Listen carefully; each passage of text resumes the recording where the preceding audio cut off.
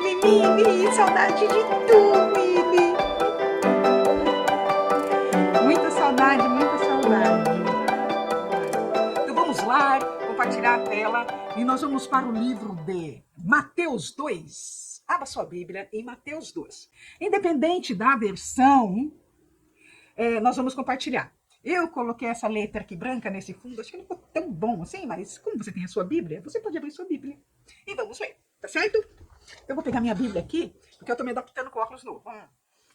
Vamos lá. A palavra de Deus diz assim: Jesus nasceu na cidade de Belém, na região da Judéia, quando Herodes era rei da terra de Israel. Nesse tempo, alguns homens que estudavam as estrelas, magos, vieram do Oriente e chegaram a Jerusalém. Eles perguntaram: onde está o menino que nasceu para ser rei dos judeus? Nós vimos a estrela dele no Oriente e viemos adorá-lo.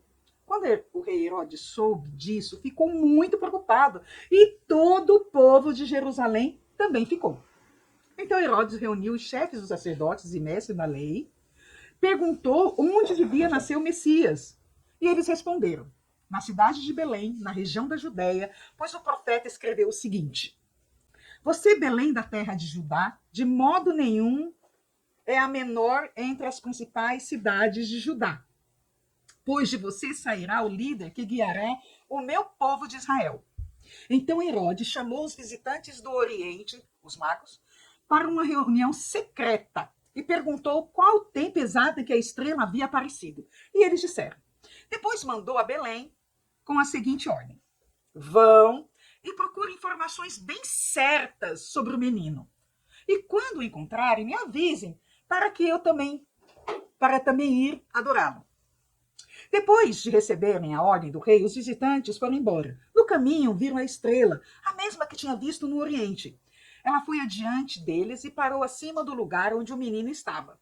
Quando viram a estrela, eles ficaram muito alegres e felizes. Entraram na casa e encontraram o menino com Maria, a sua mãe. Então se ajoelharam diante deles e o adoraram. Depois abriram os seus cofres e lhes ofereceram presentes, ouro, incenso e mirra. Em um sonho, Deus avisou que não voltassem para falar com Herodes. Por isso, voltaram para a terra por outro caminho. Aí, eu quero continuar até o verso 18, para a gente entender algumas coisas. Depois que os visitantes foram embora, eu vou ampliar aqui. Aí. Um anjo do Senhor apareceu num sonho a José e disse: levante-se, pegue a criança e a sua mãe e fuja para o Egito. Fiquem lá até eu avisar, pois Herodes está procurando a criança para matá-la. Então José se levantou no meio da noite, pegou a criança e sua mãe e fugiu para o Egito. E eles ficaram lá até a morte de Herodes. Isso aconteceu para se cumprir o que o Senhor tinha dito por meio do profeta: eu chamei o meu filho que estava na terra do Egito. Quando Herodes viu que os visitantes do Oriente haviam enganado, ficou com muita raiva, furioso, e mandou matar em Belém e nas suas vizinhanças todos os meninos de menos de 2 anos. Ele fez isso de acordo com as informações que havia recebido sobre o tempo em que a estrela havia aparecido. Assim se cumpriu o que o profeta Jeremias tinha dito. Ouviu-se um som em Ramá, um som de um choro amargo. Era Raquel chorando pelos seus filhos e não quis ser consolada, pois todos estavam mortos. Amém, meu povo? Olha só que tem coisas para a gente meditar, que coisas muito interessantes. Então, o que nós estamos vendo aqui, gente? A descrição do nascimento de Jesus Cristo. E nós vamos ver que o nascimento de Jesus foi cumprindo o quê? A profecia. Tudo já estava determinado, já estava escrito. O plano foi arquitetado no céu. E o planejamento também estava estendido à terra. Pois o Filho de Deus ia se tornar humano. Então a terra tinha que estar preparada. E aí nós vamos ver as profecias, tá certo? A profecia que a gente vai estar vendo aqui, ó, eu vou colocar aqui, ó, em Gênesis, lá no começo da Bíblia, na criação, oi Mila, já estava escrito que a mulher, através da mulher, esmagaria a cabeça da serpente. Quem esmagaria a cabeça da serpente? Jesus Cristo. Ele venceria. Tá certo? Então, lá, eu porei inimizade entre a mulher e entre a tua semente, e esta ferirá a cabeça e tu lhes ferirá o calcanhar. Tá falando aqui de Satanás que Jesus Cristo o derrotaria. E derrotaria através da sua morte. Tá certo? Olha lá, Êxodo também fala, cumprindo a profecia. E naquele sangue vos será por sinal nas casas em que estiverdes, vendo sangue, passarei por cima de vós, e não haverá entre vós praga de mortalidade quando eu ferir a terra do Egito. O que isso está querendo dizer? Que aquele cordeiro, aquele sangue daquele cordeiro que estava nos umbrais das portas, nos batentes das portas, já representava Jesus Cristo. Porque onde tiver o sangue de Jesus Cristo, se você estiver coberto pelo sangue de Jesus Cristo, não passará a morte. E ele nos livra da morte eterna. Esse é o Cordeiro de Deus que tira o pecado do mundo. Então a gente já está vendo a presença de Jesus Cristo desde lá no começo da Bíblia, primeiro livro da Bíblia, segundo livro da Bíblia, e sim, desde o começo da criação. Olha mais. Vamos continuar. Quando a gente pega o texto, a gente já vê que fala da luz, da estrela que guiava os magos. Essa estrela já foi profetizada, até a estrela foi profetizada. A gente vê em Números, a gente vê em Isaías. Olha só, e as nações caminharão na tua luz, e os reis ao esplendor que tu nasceu. Tudo profecia. E aí, gente, uma outra coisa que a gente vê quando Moisés, Moisés estava liderando o povo, a coluna de fogo que guiava, a coluna de nuvem que guiava aquele povo, tudo representava Jesus Cristo. O maná, que é o pão que desceu do céu, tudo falava já de Jesus, certo? Tudo isso, tá? Então, tudo estava preparado. E ele nasceu numa região greco-romana, ali na Judéia. Olha só, por quê? Grego era uma língua universal para todos. Era o mundo das leis. O mundo das leis. O romano. A Judéia representava as escrituras, a lei, a palavra. Tudo ali estava perfeito, arquitetado por Deus. E aí a gente começa, já no nosso texto, eu vou voltar lá, para a gente entender umas coisas. Eu vou deixar abertinho aqui só um pouquinho, mas eu não vou ficar parado muito nessa tela, porque eu vou caminhar para as outras telas, mas eu quero que vocês prestem atenção nesse comecinho aqui, ó, que diz assim: Jesus nasceu, logo no 1, Jesus nasceu na cidade de Belém, na região da Judéia, quando Herodes era rei da terra de Israel. Nesse tempo, alguns homens que estudavam as estrelas, magos, vieram do Oriente e chegaram a Jerusalém. Bom, por que Mateus começa já falando que Jesus nasceu no tempo de Herodes? Isso não está ali em vão. Não está em vão. Quando ele começa falando que Jesus nasceu no tempo que Herodes estava reinando. Então, vamos entender um pouco desse Herodes? Então, vou mudar aqui novamente. Vamos entender um pouco de Herodes. O Novo Testamento fala de 4 Herodes, tá certo? Fala de Herodes o Grande, que é esse do tempo de Jesus. Fala do seu filho, que é Antipas, filho de Herodes. E esse foi chamado de raposa por Jesus Cristo. Esse mesmo Antipas foi o que pediu, que mandou matar João Batista, que trouxeram a cabeça de João Batista numa bandeja. Esse é o Antipas. Jesus nasceu no tempo de Herodes o Grande, que é pai de Antipas. Aí vem Agripa I, Herodes Agripa I, que mandou matar Tiago, a espada, irmão de João Batista. E esse daí foi comido de vermes. Porque tem aquela passagem que ele se vestiu com uma capa, né? Aí ele começou a falar, aí o povo começou a falar, nossa, ele fala como Deus. E ele, né, aceitou toda aquela glória, se achando Deus. E naquele momento ele foi comido por vermes, né? Aí ficou feio para ele. Bom, e tem o Agripa II. Esse Agripa II foi o que Paulo fez sua defesa para esse. E também foi o que mandou prender. Não, quem mandou prender Pedro foi o Agripa I. Esse Agripa II foi quando Paulo fez a sua defesa, quando ele estava preso. E aí, foi interessante que esse Agripa I, ele falou: olha, Paulo, por pouco você não me convence a ser um cristão. Não me persuade a ser um cristão. De tão convincente que foi e verdadeiro o discurso de Paulo. Tá certo? Então, no tempo que Jesus nasceu, era Herodes o Grande. Tá certo? Pai de Antipa, filho. Mas nós vamos agora falar desse Herodes o Grande. Mas eu mandei para vocês, no material que eu envio, tudo, assim, né, resumidamente, sobre os Herodes, tá certo? E aí vocês peguem, guardem esse material para você poder entender outros textos da Bíblia. Porque quando a gente fala em Herodes, parece que teve só um Herodes, né? Só que não. Né? Tivemos outros Herodes aí, tá certo? E aí, gente, vamos falar então desse Herodes o Grande para entender esse texto? Esse Herodes, gente, ele era filho de Antípatro, nasceu no sul de Israel. Ele era Edumeu, que tem linhagem com Saul. Então ele era um parente distante, né, da linhagem, da genealogia do rei Saul. Olha só, tinha judeu aí na parada. Ele foi nomeado pelo Sinédrio romano em 37 a.C. E quando ele foi nomeado, foi-lhe dado o título de rei dos judeus. E aí pensa numa pessoa que incorporou ser o rei dos judeus. Foi. E aí, gente, esse homem, ele era um empreendedor. Fez grandes construções. Grandes construções. A maior dela foi a reforma do segundo templo. Gente, o templo ficou espetacular. Uma obra faraônica. Vamos dizer, herodiana.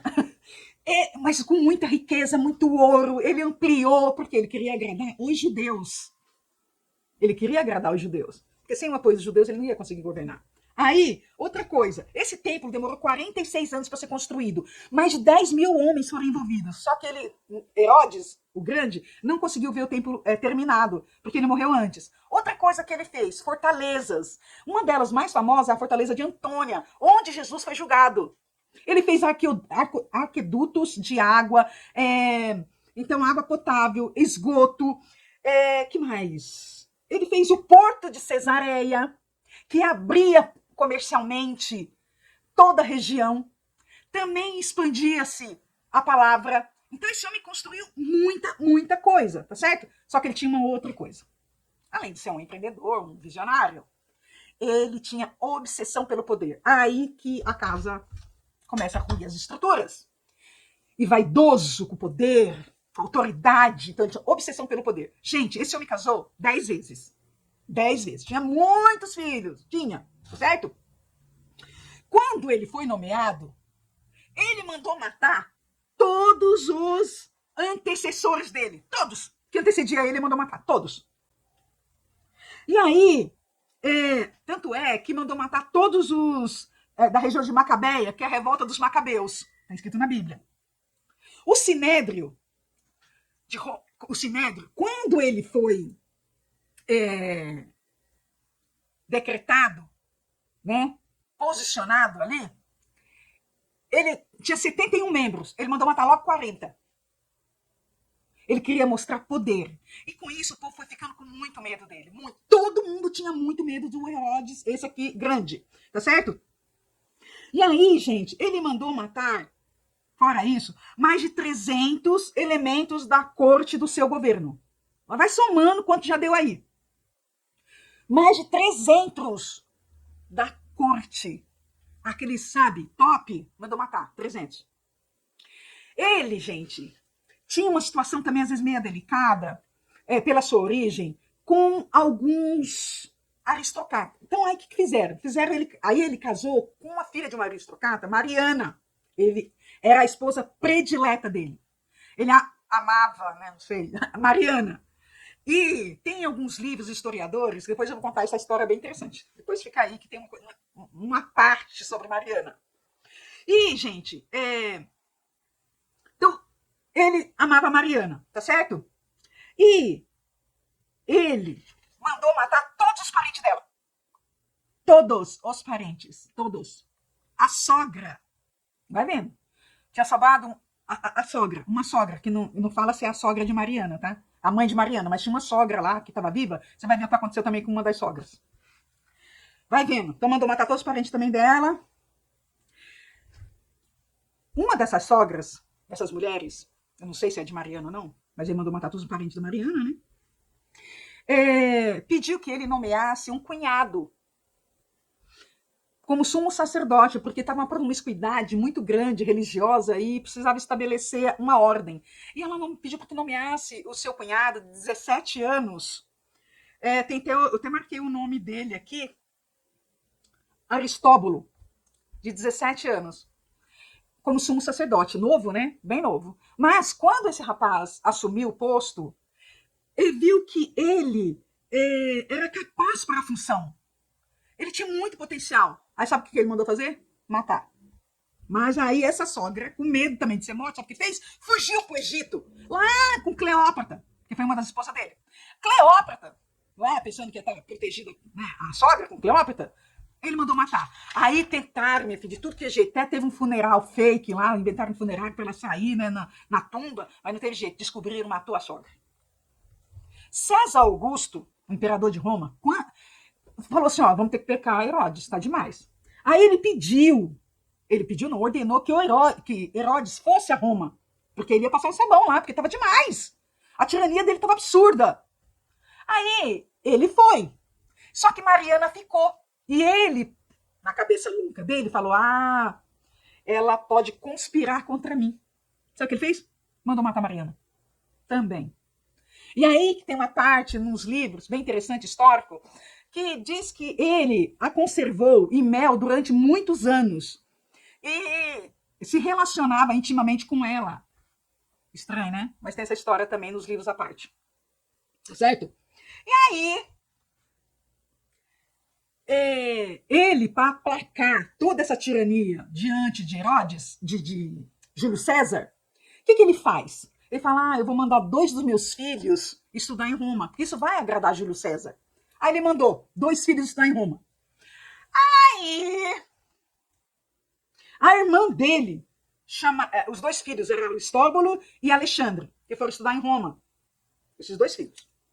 A irmã dele, chamada Salomé, falou assim, olha, que bom, né? Eles foram estudar lá, eles vão se preparar, e quando eles voltarem, eles podem governar. O que ele fez? Mandou estrangular os 2 filhos.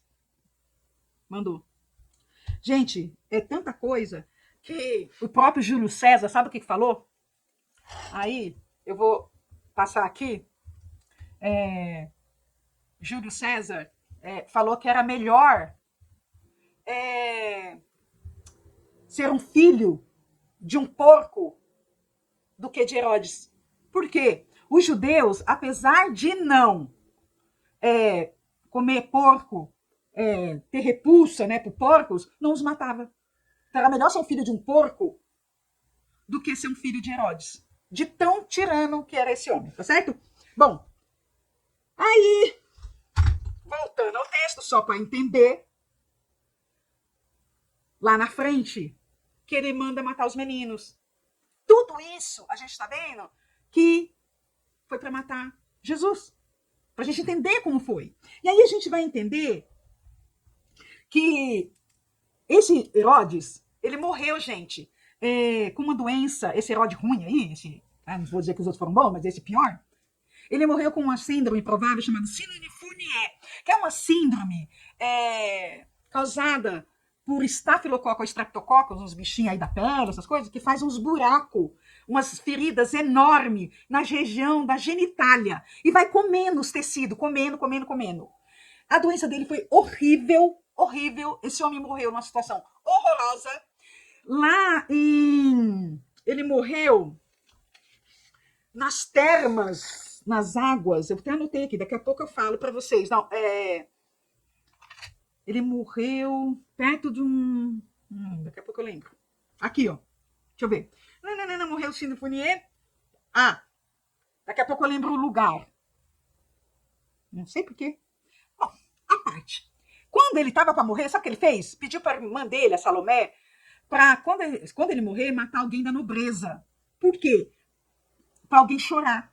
Porque para ter choro no velório dele, tinha que matar alguém. Porque chorar para ele, mesmo sabia que não ia chorar por ninguém. Tá vendo?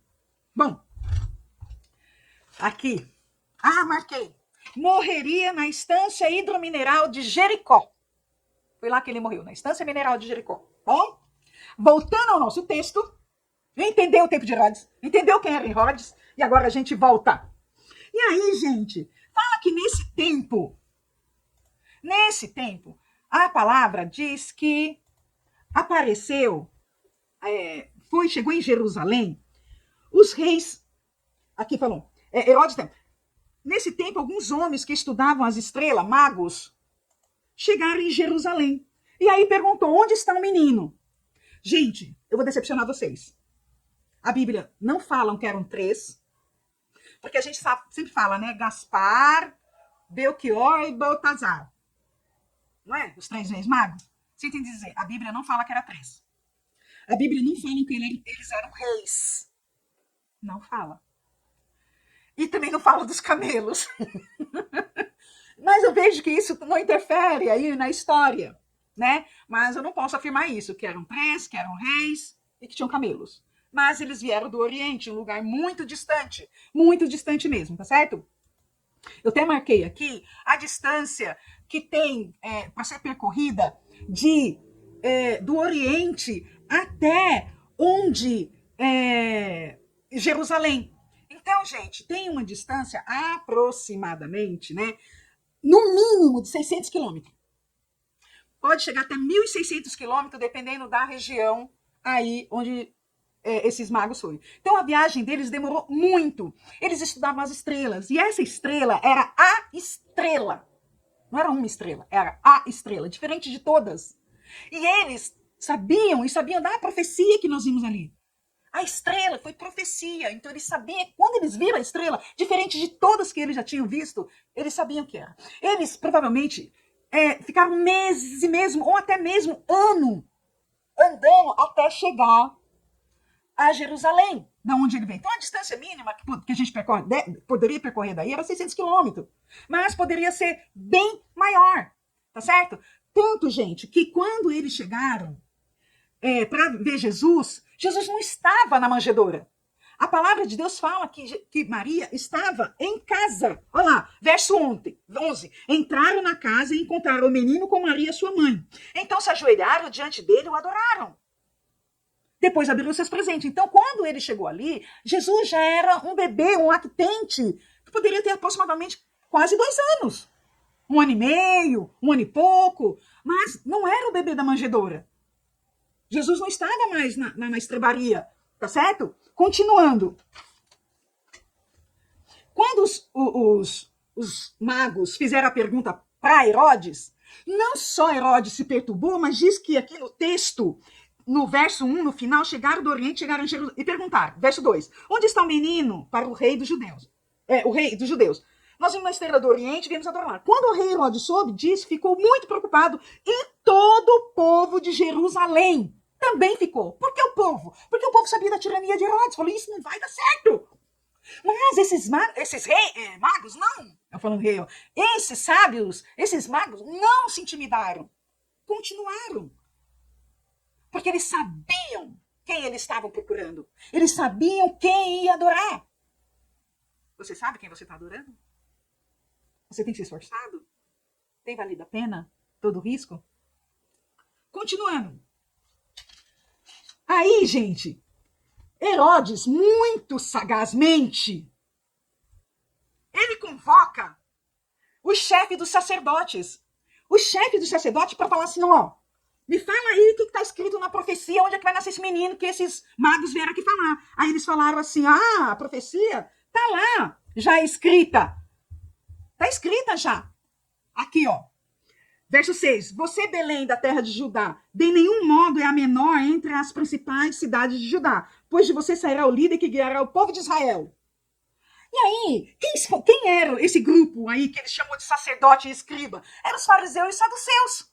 Esses eram os grupos. Os saduceus, aqueles que não criam em anjo, que não criam em ressurreição, mas era da aristocracia. Eles eram, comandava todo a parte eclesiástica. Eles fizeram do templo de Deus casa de comércio. E os escribas eram aqueles quem? Os fariseus, que eram os doutores da lei, conhecia a lei, mas não vivia a palavra. Não vivia a palavra. Tá certo? Então, esse era aquele grupo que Herodes pediu para falar, me fala de tudo desse menino aí.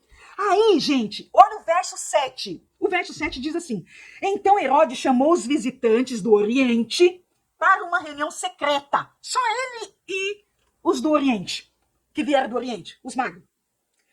E perguntou qual tempo exato que a estrela havia aparecido. E eles disseram, depois os mandou a Belém com a seguinte ordem: vão, procurem informações bem claras sobre o menino e quando encontrarem, me avise para que eu vá adorá-lo. Olha como ele era sagaz.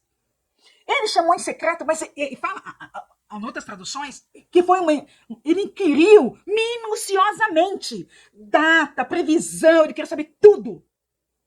Tudo. E falou assim, quando vocês acharem, me avise que eu também quero adorá-lo. Sabe aquilo que a boca fala, mas não vem do coração? A boca desse homem estava falando em adoração. Na boca estava falando que ia adorá-lo. Mas o coração dele tinha o quê? Plano de morte. Por isso que Deus julga o coração. Cuida do teu coração. Cuida do teu coração. Não deixa a amargura, não deixa o medo, não deixa a coisa ruim entrar nele. Não deixa, não deixa. Não deixa. Vai aí, continuando. Então, orientou os magos, né, para voltar, achando que estava no controle. Mas a palavra fala que os magos não obedeceu. Esses tiranos, essas pessoas que têm o controle das coisas, mas não tem. Quem tem o controle das coisas é Deus. Quando está no plano de Deus, não adianta. Aí esses magos não voltaram. E aí o texto diz, no verso 13, depois que os visitantes foram embora, um anjo do Senhor apareceu num sonho. Depois que... Aqui, ó, verso 12. Em um sonho, Deus avisou que não voltasse sem falar com Herodes. Por isso, voltaram para a sua casa por outro caminho. Não voltou. Aí Herodes ficou muito bravo, muito bravo. Aí o Senhor deu um sonho para José para fugir para o Egito. Fuja. Vai. E a profecia fala disso. Fuja do Egito. Só lembrando, gente, que os presentes, ouro, incenso e mirra, está relacionado. Ouro, a realeza, tá certo? Poder da realeza mesmo de Jesus, do rei dos judeus. Incenso como adoração. Mirra como unguento, preparação do corpo. Então, esses presentes tinham significado. Só que hoje não vou me ater a eles, tá certo? Continuando.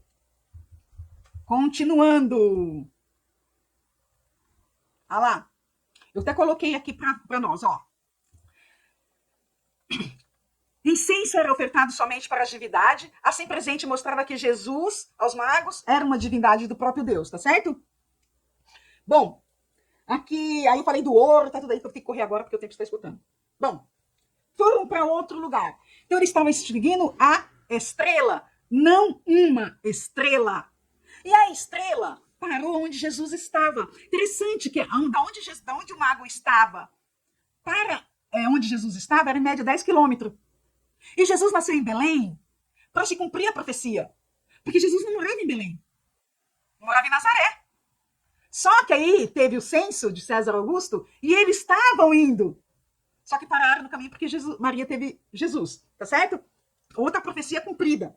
Voltando. Aí. Então Jesus... Aí quando José vai para o Egito levando Jesus, pegou a criança no meio da noite com Maria. Gente, sabe quantos quilômetros era? Da onde Jesus estava para o Egito? 600 quilômetros. Mais ou menos. 500 e poucos quilômetros. É bastante, né, gente? Mas andou tudo isso. Vamos. Aí, verso 16, quando Herodes viu que os visitantes do Oriente haviam enganado, ficou com muita raiva e mandou matar em Belém e nas suas vizinhanças todos os meninos com menos de 2 anos. Ele fez isso de acordo com as informações que havia recebido sobre o tempo em que a estrela havia aparecido. Assim se cumpriu a profecia da matança das crianças. Gente, ele matou todas aquelas crianças, todos os meninos com menos de 2 anos, ele fez a conta certinha. Só que ele não sabia que Deus estava no comando. O que eles não estavam entendendo? Que Jesus estava no comando. Jesus estava no comando. Mesmo sendo um menino, Jesus estava protegido por Deus. Ou melhor dizer, Deus estava no comando, não o menino. Vai ter que fazer essa parte, tá, Milton? Então, Deus estava no comando de tudo, como Deus está no comando de hoje. Independente dos problemas que estamos vivendo, Deus está no comando. E eu quero que vocês pensem nisso. Deus está no comando. Não se turbe o vosso coração. Não fique aflito. E você sabe por que comemoramos o Natal? Fazemos essa festa? Porque ninguém faz festa para morto. A gente faz a festa porque Jesus está vivo. E todo ano a gente comemora o seu aniversário. Por isso que a gente comemora o Natal. Deus abençoe vocês. Amém? Amém. Gente, vou fazer esse vídeo para o final da live porque caiu. Mas eu não posso deixar de terminar. Então, o rei Herodes pensou que ia exterminar, acabar com o plano de Deus. Ninguém pode destruir os planos de Deus, gente. Toda profecia vai ser cumprida. Deus tem o controle de tudo. De todas as coisas que estão acontecendo. E olha, ninguém comemora aniversário de falecidos. Gente morta. A gente não comemora mais o aniversário. A gente não faz festa. A gente só faz festa para aniversariante que está vivo. Então, por isso que a gente se reúne todo dia, 24 para o dia 25, para comemorar o nascimento de Jesus. Porque ele está vivo. Que ele esteja reinando também aí no seu coração, na sua família, no seu lar. Que Deus te abençoe. Que você tenha um Natal maravilhoso e comemore, porque Jesus está vivo. Deus te abençoe. Um grande beijo. Quero orar para Deus abençoar seu Natal, tá bom? Vamos orar? Deus, obrigado pela tua palavra. Obrigado, Senhor, porque tu és maravilhoso. Senhor, abençoa, Deus, todos que estão, Senhor, Deus, ouvindo a tua palavra. Que tu possa dar um Natal maravilhoso. Renova, reina, abençoa, Jesus. Abençoa nossas vidas, nossas famílias, nossa nação. Santo Espírito de Deus, nos orienta a fazer a tua vontade. Deus Todo-Poderoso, cumpra teus planos em nossas vidas. Oramos no nome de Jesus. Amém. Amém? Beijo!